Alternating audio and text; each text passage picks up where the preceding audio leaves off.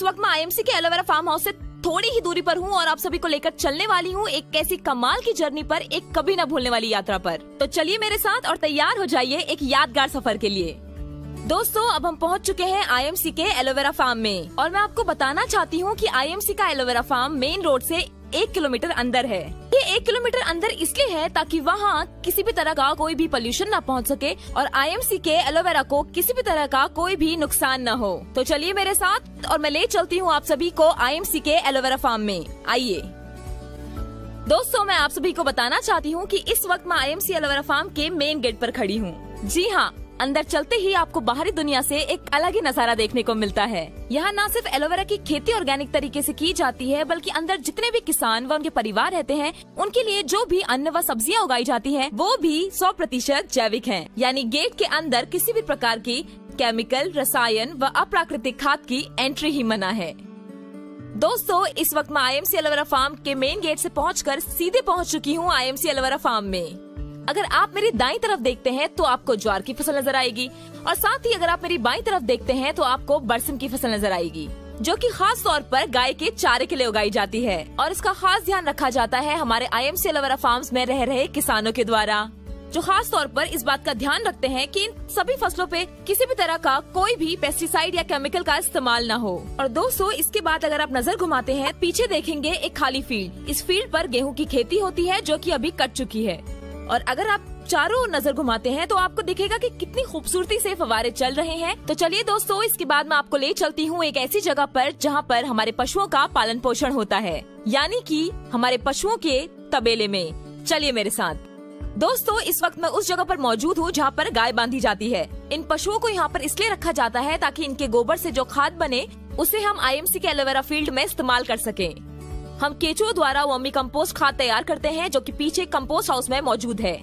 गोबर को खाद के लिए सबसे अच्छा माना जाता है। अगर हम चाहें तो हम बाहर से भी खाद मंगा सकते हैं, लेकिन जैसा कि आप सभी जानते हैं कि आईएमसी के एलोवेरा फार्म्स की खेती की जाती है वो 100% ऑर्गेनिक तरीके से की जाती है। इसलिए हम पशुओं के खान पान का खास ध्यान रखते हैं ताकि इन्हें जो भी खान पान मिले वो 100% ऑर्गेनिक हो और उसके बाद जो हमें खाद मिले वो भी 100% ऑर्गेनिक हो। इसके बाद मैं अब आपको लेकर चलने वाली हूँ आईएमसी एलोवेरा फील्ड्स की कल्टीवेशन प्रोसेस पर। तो चलिए मेरे साथ। दोस्तों, इस वक्त मैं आईएमसी एलोवेरा फार्म के उस हिस्से पर खड़ी हूँ जहाँ पर एलोवेरा का कल्टीवेशन प्रोसेस चल रहा है। आप देख सकते हैं कि बेबी एलोवेरा को लगाया जा रहा है और ये बेबी एलोवेरा 2 से 2.5 साल तक का वक्त लेता है पूरी तरह से तैयार होने के लिए। इसकी नियमित रूप से देखभाल की जाती है ताकि ये आपके पास बेस्ट से बेस्ट क्वालिटी में पहुँच सके। और साथ ही अगर आप पीछे देखेंगे तो आप पाएंगे कि बेबी एलोवेरा कितना बड़ा हो चुका है और पानी से इसकी पूरी तरह से अच्छे से सिंचाई की जा रही है। तो चलिए अभी मैं आपको लेकर चलती हूँ आईएमसी एलोवेरा फार्म के दूसरे हिस्से में। दोस्तों, इस वक्त मैं उस हिस्से पर खड़ी हूँ जहाँ पर आईएमसी का एलोवेरा 1 साल का हो चुका है और इसकी नियमित रूप से देखरेख की जाती है ताकि ये बेहतरीन क्वालिटी में आप सबके पास पहुँचे। और आप देख सकते हैं कि हमारे किसान किस तरह से आईएमसी के हर्बल एग्रो ग्रोथ बूस्टर का इस्तेमाल करके आईएमसी के फील्ड्स में, आईएमसी के एलोवेरा फील्ड्स में स्प्रे कर रहे हैं और साथ ही साथ इसकी इतनी अच्छे से देखरेख कर रहे हैं कि आपको एहसास हो चुका होगा कि आईएमसी जो कहती है वो करके भी दिखाती है। शुरुआत से लेकर अंत तक आईएमसी हर चीज में 100% ऑर्गेनिक तरीके से काम करती है और ऑर्गेनिक तरीके से ही इसका रिजल्ट भी देती है। दोस्तों, अभी मैं आईएमसी एलोवेरा के दूसरे फार्म पर मौजूद हूँ और यहाँ पर भी ऑर्गेनिक एलोवेरा उसी तरह से तैयार किया जाता है जैसे कि आपने पहले देखा। और इस फार्म के अंदर अभी जो एलोवेरा है वो कम्प्लीटली मैच्योर हो चुका है और कटने के लिए रेडी है। तो चलिए चलते हैं अंदर और आपको दिखाते हैं आगे की प्रक्रिया।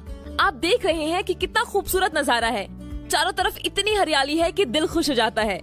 और सबसे बड़ी बात, यहाँ के एलोवेरा में इतने औषधीय गुण हैं कि वे पूरे के पूरे फार्म्स को और पूरे के पूरे वातावरण को प्योर और फ्रेश कर देते हैं। और जब भी मैं सांस ले रही हूँ ऐसा फील हो रहा है मानो ऑक्सीजन कुछ ज्यादा ही मिल रहा है और ये एहसास सिर्फ और सिर्फ यही हो सकता है। खैर, इन सब बातों को छोड़िए और अब मैं आपको लेकर चलती हूँ उस जगह पर जहाँ पर एलोवेरा की टेस्टिंग प्रोसेस चल रही है। दोस्तों, ये देखिए, एलोवेरा की पत्तियां 2 से 2.5 फीट लंबी हो चुकी हैं और कटने के लिए तैयार हैं। लेकिन इनको काटने से पहले फार्म के अलग अलग हिस्सों से इनको लाकर इकट्ठा किया जाता है और चेक किया जाता है कि क्या वाकई एलोवेरा कटने के लिए तैयार है।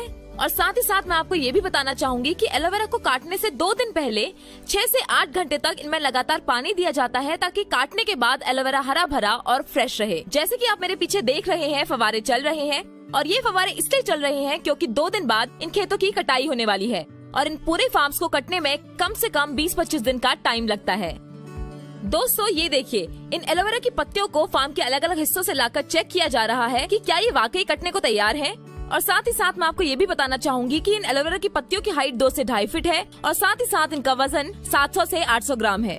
अब जैसे कि आप देख रहे हैं, यहाँ पर सैंपल चेक हो रहा है और ये बताएंगे कि क्या ये कटने को तैयार है या नहीं।